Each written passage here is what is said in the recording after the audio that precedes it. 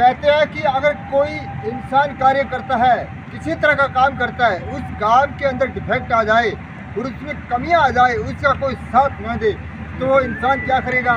आखिरकार वो न्यायपालिका की सल लेगा। कुछ इसी तरह का मामला है यहाँ स्थानीय ट्रक यूनियन का। इनका ये आरोप है कि जो बाहर की व्यापारी है, वहाँ के लोडर है, उन्हीं के द्वारा यहाँ पे धान मंडी में माल मंगाया जाता है। यानी कि स्थानीय जो ट्रक यूनियन बनी है उनकी कोई मेज नहीं है। इसी को लेकर इन्होंने ट्रक यूनियन के जो सभी यहाँ मेंबर हैं, इन्होंने इस मामले में स्थानीय प्रशासन को अपना एक ज्ञापन दिया गया है। उस ज्ञापन के बारे में हम बातचीत करेंगे। तो सर जी, सबसे पहले हमारे चैनल PNRI 25 राजस्थान सुपरफास्ट में आपका स्वागत है।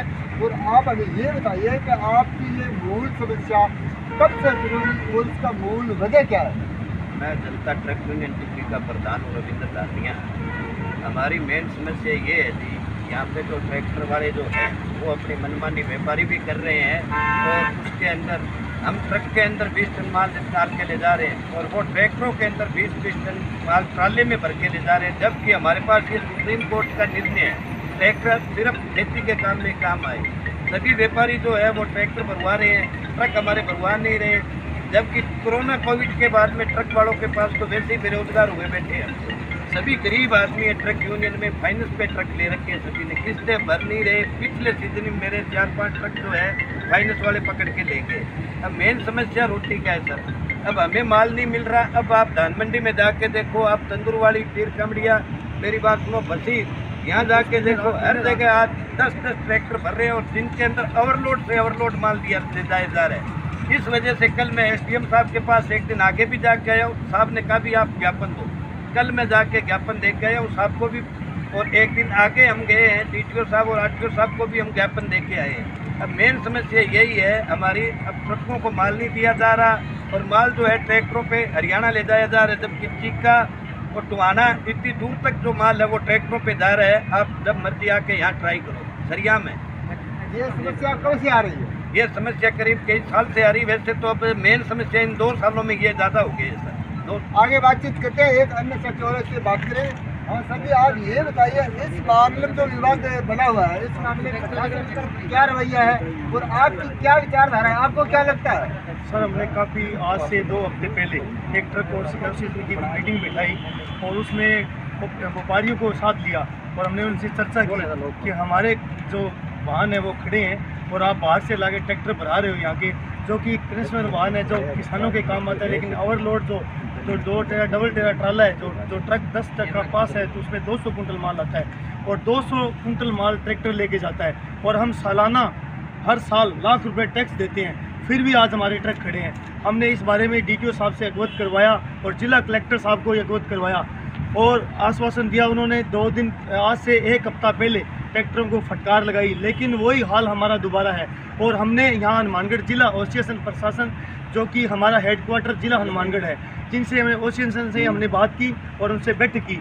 हमने निर्णय लिया गया आने वाले समय में, अब 2-3 दिन का समय मांगा है, उसके बाद जिला हेडक्वार्टर पे हम बहुत बड़ा प्रदर्शन करेंगे।